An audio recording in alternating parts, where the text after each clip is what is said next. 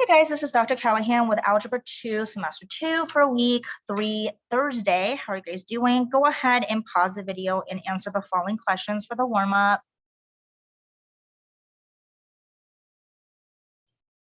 So today we're going to continue on with transformation of polynomials. We are on Thursday, which is right here. And if you want to take a glimpse as to what we're going to be working on after this, this is kind of like the rest of the month for January. And then we're kind of almost done with this. If you go back to this, we really just have one more skill to go over, which is skill number 5. That's on zeros, odd, evens, and neither in behaviors of a polynomial. But then after that, we're pretty much done. And then I'll give you guys like a brand new packet. You turn in your guided notes to me. I'll be checking that off to make sure everything's filled out. So if you look at the calendar here, we'll probably spend next week on this and we'll be done by the end of January. So when this is done, make sure your guided notes are completely filled out. And if it's not completely filled out, you want to watch the videos for this class on the YouTube channel. You have every single video that we've done in this class on there. They're around like 20 to 30 minutes. And so just make sure you fill that out. So this will be due. And then I'll give you guys a new one, which case will be for the next unit. Okay. And so just make sure it's filled out because that's important. If it's not filled out, it's assumed that you guys didn't do anything. And in this class, you don't have to be good at math to pass this class. You probably won't get an A, but you'll pass. But you have to do the work. You got to turn things in. And filling out your notes by watching the videos, it's not saying that you're super good at math. It just means that you're doing the work to pass the class. You know what I mean? So you definitely have that opportunity of passing, even if math is not your thing. From yesterday, we talked about the cubic transformation, like when does a graph go up, down, left, right, when is it wider, when is it skinnier, when is it compressed, when is it stretched, when is it flip over the x-axis. And if you're like, I have no idea what you're talking about this, you need to go watch the video for Week 3, Wednesday, and it's already on the YouTube channel for the QR code. So that way you can keep up to date with what we're doing. Okay. So this is kind of what we're going to be looking at. So today we're going to start off with transformation of polynomial and we'll just go from there. All right. So let's start at number 2 right here in your guided notes. Oh, good. It's sharing the right screen. Like sometimes I've actually videotaped the entire thing and like the screen is on a Google Doc or something. And I'm like, great, just talked for the last 30 minutes and nobody can see what the heck I was doing. All right, so when you're graphing the parent function of a 4th degree polynomial, okay, and it's a 4th degree polynomial because there's that 4 right there. What does it look like? If you don't have a TI-84 calculator, please come up and grab a TI-84 calculator because it would be important for you to be able to do that. And also you're going to need highlighters. So I'm just going to put the highlighters out here. So come on up and grab the highlighters and then the TI-84s. And when you're done with the TI-84s, if you could please put it back for me, that would be awesome. So that way it's charged and ready to go for next class. I know you have to like bend down and do a squat to get the TI-84s, but think of the fact that you might be using like 5 calories for doing that. So it might be worthwhile.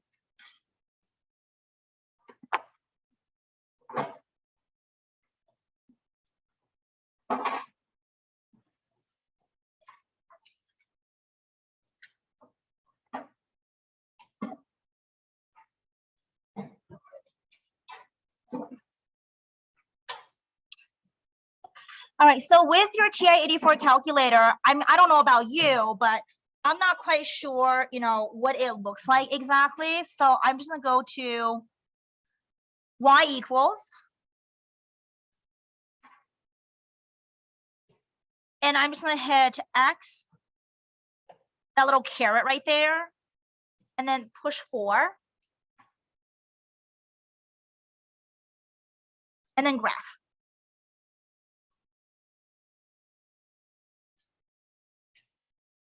That looks like a parabola to me. So I'm thinking like maybe I need to change the window a little bit to make it, a little bit more evident. I don't know. So I'm gonna get a zoom and we'll go down to number 10. which is then going to be zoom fit.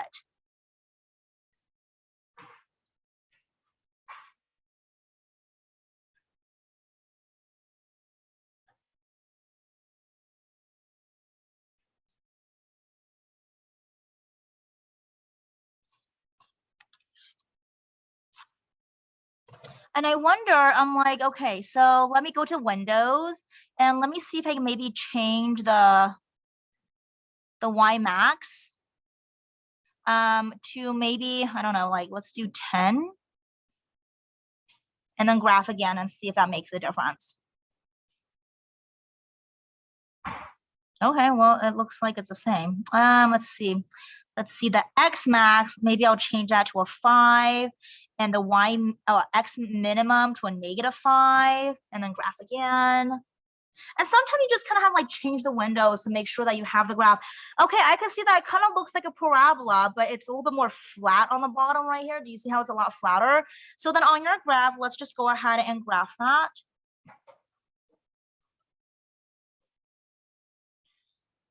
And with your highlighter, you can just maybe draw it like this. And that is your X to the 4th power. And, I don't know about you, but I'm like, okay, well, how is that different than, if I were to do like X squared, because it looks exactly the same. So if you're curious about that, which I'm a little bit curious about, I don't know about you, but I'm just gonna go back over to my calculator and we'll go to Y equals, and then maybe I will just put X squared on the next bar. And the blue one is X to the 4th, the red one is X squared, and let's see if there's a difference.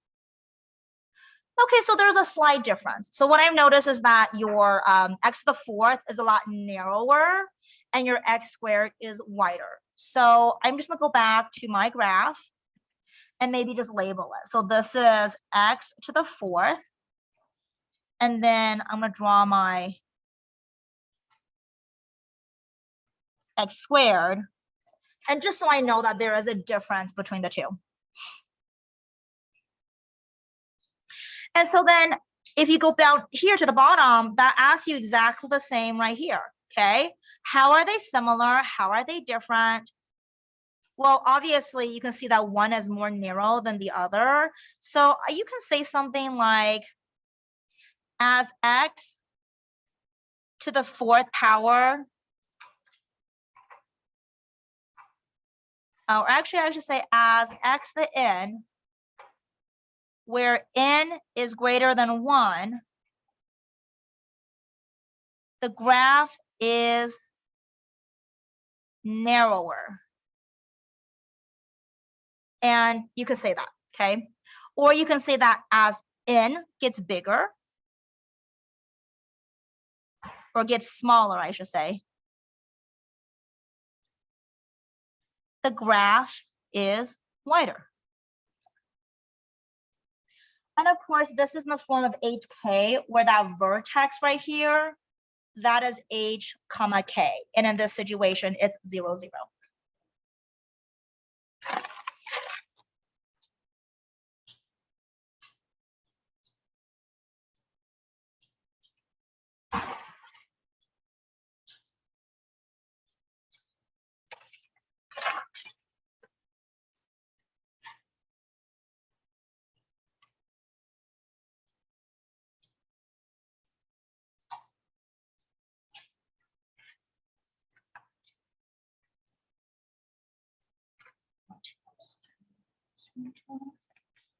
All right, let's go ahead and take a look at this one here. Maybe take your TI-84 calculator, graph it, see what does it look like.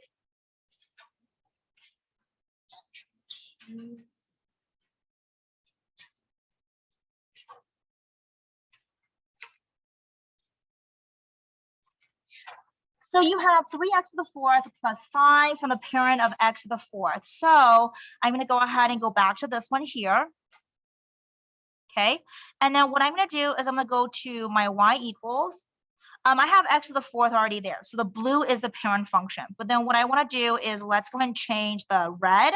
So then I'm going to hit clear on that one. I'm going to hit 3x to the 4th plus 5. 3x, hit that little caret, the little triangle thing. to the 4th, but then you have to hit that right arrow button to get your cursor off of the exponent, hit plus, and then 5, and then graph.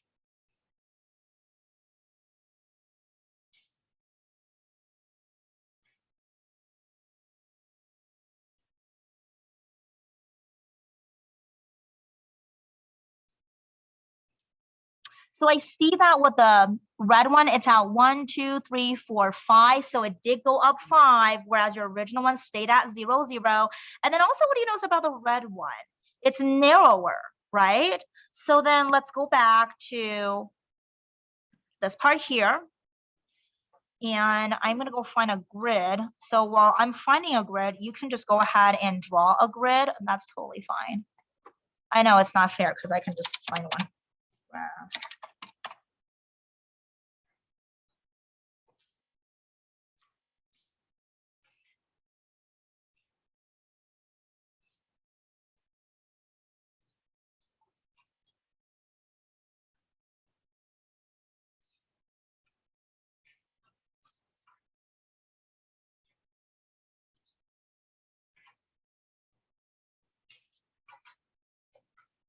So here's my grid, okay? And so we have, and we saw that the first one, which was like the blue one that we just did, is the original one. And that was just like this, right? So that's x to the 4th. And then you guys have the red one, which was this one right here, and went up to 5.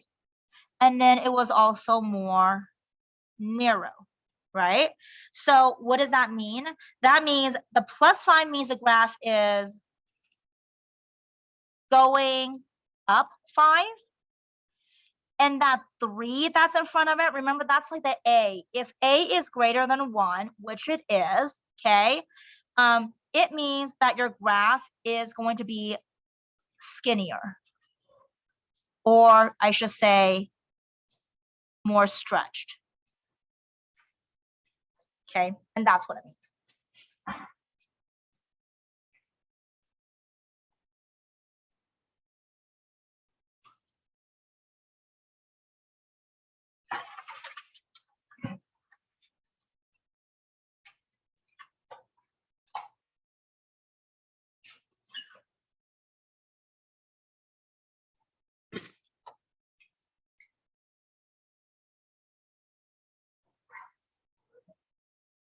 All right, so then let's go ahead and fill this part out.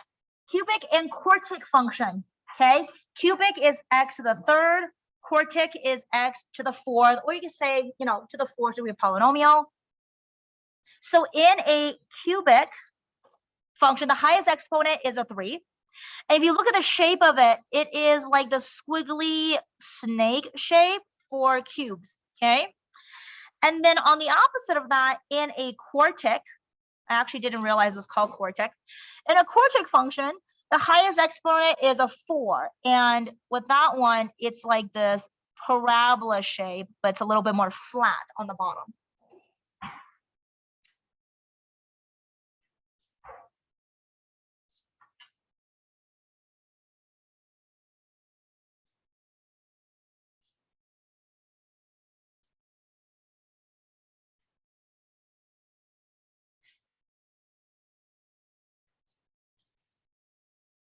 All right, next one, number 4. Determine the equation of the graph as it relates to the parent cubic function, okay? So keyword here is parent cubic function. You have a red and a blue. Which one do you think is going to be the parent cubic function? Usually the parent one is like the one that starts at 0, 0. So that one is going to be the red one. Okay, and given the fact that the shape is like an S shape, you know your parent function is f of x equals x to the 3rd. So my job right now is to figure out the blue one. What is the blue equation?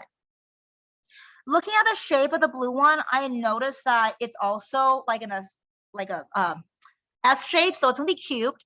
But then also I noticed is that the h and the k is at 2 and 4. So your h is at 2, your k is at 4, which means it's always x minus h cubed plus k. that is your parent function, okay? So then I'm going to go ahead and put in some numbers. So x, this is saying h is 2. So minus 2 goes inside, plus k, so plus 4. And then do you also see another subtle difference between the red and the blue? Is that the blue is a little bit, it's a little bit stretched. It's a skinnier one than the red, right? The red is the parent function, so it's just a 1. And if the blue is skinnier than the red one, that means for your blue one, your a is going to be a number that's bigger than 1. So I'm just going to say it's 3. You could put 2, you could put 5. You know, the bigger the number it is, the skinnier it's going to be.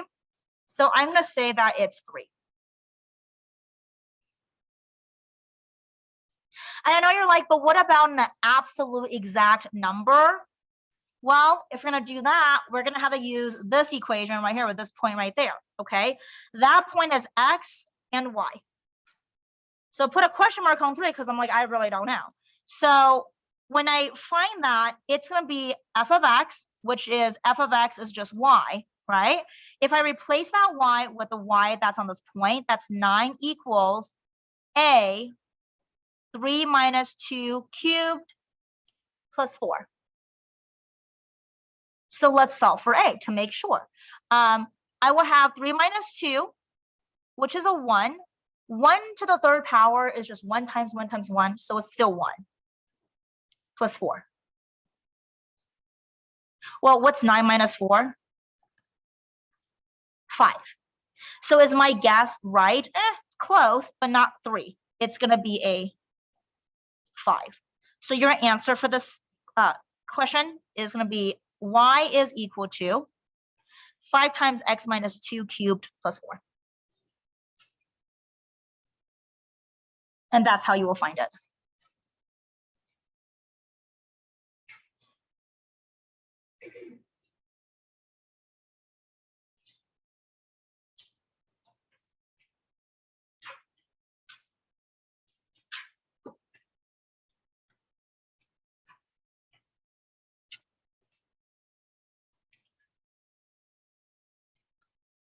We have 2 more to go and we're done, okay?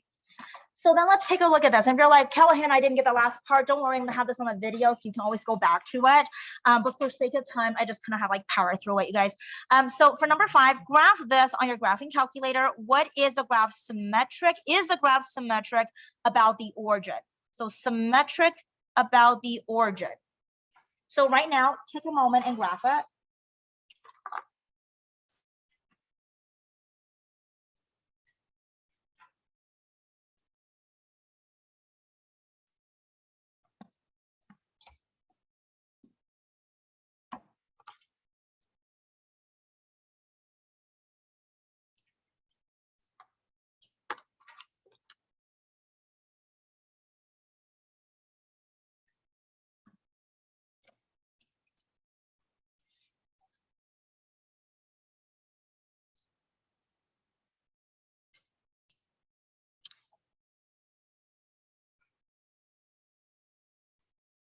Okay, so let's go ahead and take a look at this. So here's my calculator, and let's go ahead and graph it. Let's go y. I'm going to go ahead and clear out the 2 existing equations I have in there. And this one is 2x cubed plus 3x. So you're going to go ahead and push 2x cubed. Make sure you push the right button to get the cursor off, plus 3x. Plus 3x. And then graph.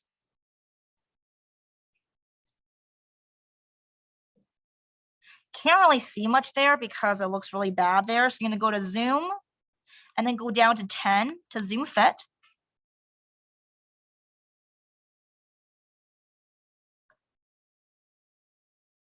Graph it again.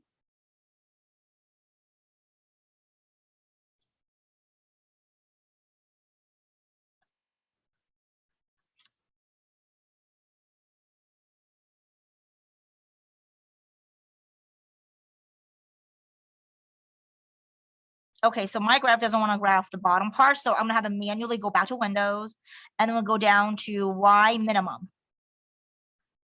and the y minimum is at 0. So I'm going to put a negative, not minus, a negative, which is that red button down there. Okay, a negative 10, and then hit graph.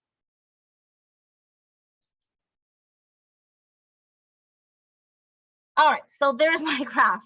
All right, that looks a little bit better. So I really don't know if it is a symmetric about the x-axis, y-axis, or neither, or whatever it is. But I do have like a little diagram here that will help you with it.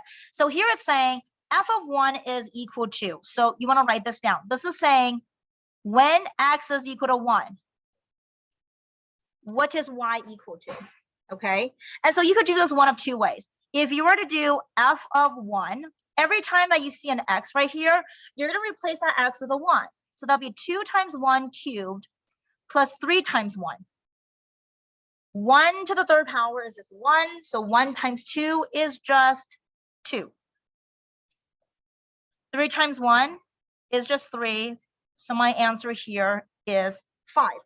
Now, that took a little bit of time to do. And this is why it's so important to have a TI-84 calculator, because you could do the same thing on your calculator. So going back to your calculator, rather than doing all that math work, you're just going to go to second, trace. Do you see number 1 where it says values right there, you guys? And then you're just going to hit enter right there. And it says x is equal to. So you're like, okay, x is 1, right? Hit enter. So what is your y value? 5. It automatically gives you that. So on your test, you can save a lot of time if you have your TI-84 calculator, and more importantly, you know how to use your calculator. So let's go back. Same answer, 5. Now I need to figure out when x equals -1, when x equals 2, and then when x equals -2. So let's go back to the calculator. So I'm going to do second, trace, enter for the value. Now I want to do -2. Enter. That gives me a -22. -22 right there. Now I want to do -1 and +2. So I'm going to go back to my calculator. Second, trace, +1, or I'm sorry, -1. And when you type in -1, you don't want to push the minus button. It's the negative button right there. And that gives you a -5. All right, good enough. So I'm going to come back over here and put -5. And the last one is a +2. So second, trace, +2. And that's going to give me a +22.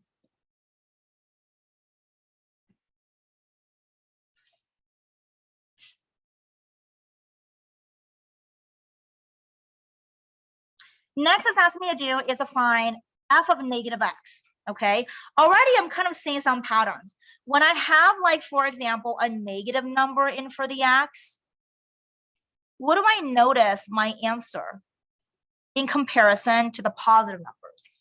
Do you guys notice that your y value here is just going to be negative? Do you guys see that?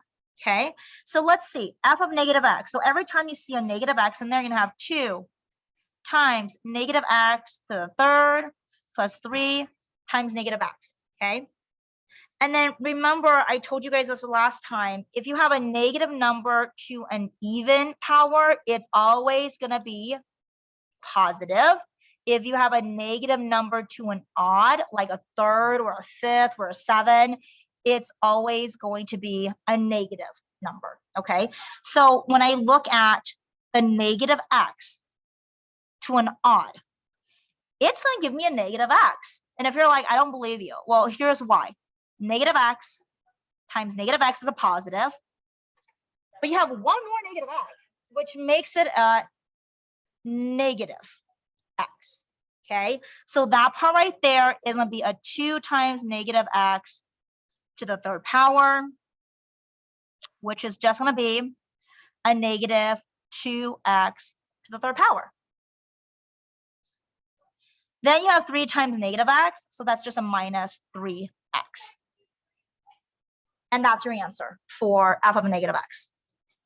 Now let's try this one. Notice where the negative is. First, your negative is inside the parenthesis, then it becomes outside the parenthesis. Okay, so how does that change it? If it's negative on the outside of the parenthesis, That means I'm going to take the 2x cubed plus 3x, and all I'm going to do is just put the negative on the outside of f of x. So then you have to distribute that negative, which makes it a negative 2x cubed minus 3x.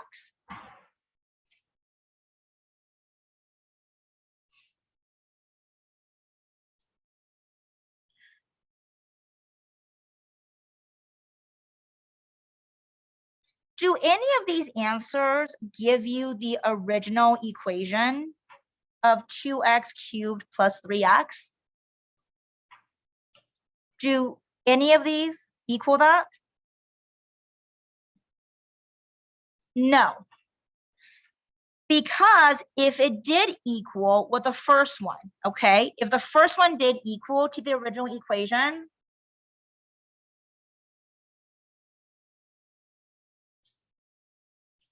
it would mean that this is going to be reflective or symmetric about the y-axis. On the other hand, if I replace the y with a negative and it's equal to the original equation, it will be symmetric to the x-axis. And the part that I'm highlighting right now in yellow, this is really important, you guys. Oops, I just erased that. However, in this situation, when none of them actually equal the original equation, you're like, well, what's your answer then? What's besides symmetric to the x, symmetric to the y, what is the next possible answer? It is just neither. And on your test, they will make you check both of them. And if it's not either of them, it's just neither.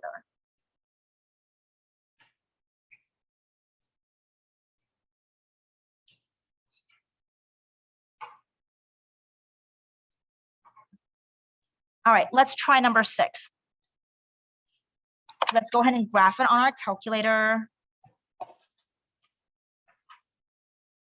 So here's my calculator. I'm going to go ahead and graph y is equal to, I'm just going to clear everything here, 4x to the 4th plus 5, 4x to the 4th plus 5.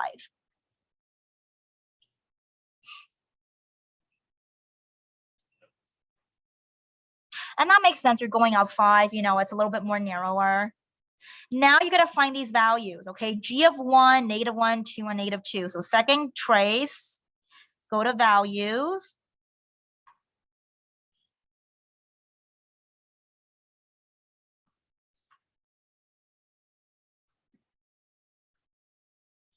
And if you type in a 1, you get a 9.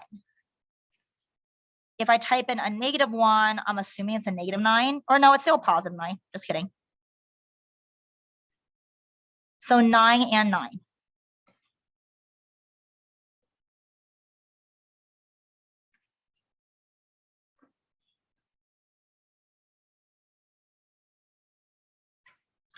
Then let's go ahead and do a second calc. And then do 2 and -2. 69, and then let's do -2. And the same one. Okay. Now we're going to find g of -x. So we're going to go ahead and go, okay, every time you see an x here, I'm going to replace it with a -x. So that's equal to 4 times -x to the 4th plus 5. And then guess what? This one actually has a even. So that means it's a positive x. So it's just 4x because it's positive to the 4th plus 5. Now let's go ahead and find the negative one of that. I'm just going to take the entire f of x, which is 4x to the 4th plus 5, and I'm just going to put a negative in front of it, which gives me a -4x to the 4th minus 5. Which one of those gave me the original equation?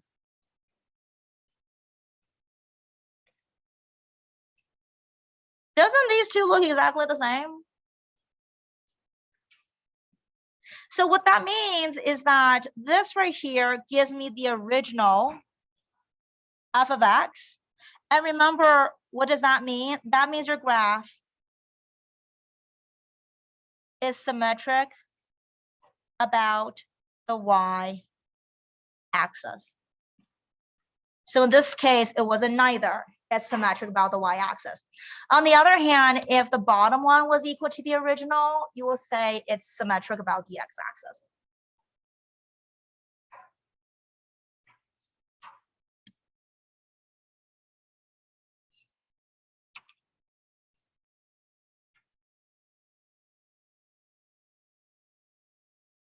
Okay, so now I'm gonna have you guys do, we're kind of done with this, is come up and grab your laptop if you need it, or if you want to use your cell phone, that's totally fine.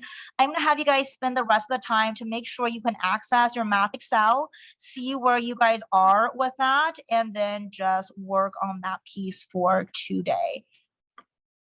Actually, you know what? No, I'm not going to do that. Just kidding. Sorry. I'm actually going to go on to the let's see. Do I want to do Kahoot or? I'm gonna have you guys do a quizzes. Let's go do the quizzes instead. So with your cell phones or your iPads, if you need an iPad, please come up and grab one.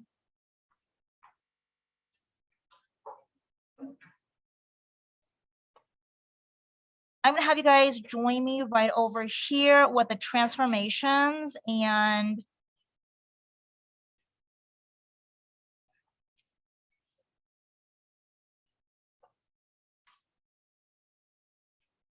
you're just gonna go to joinmyquiz.com and then type in the code. Yeah, we'll do that.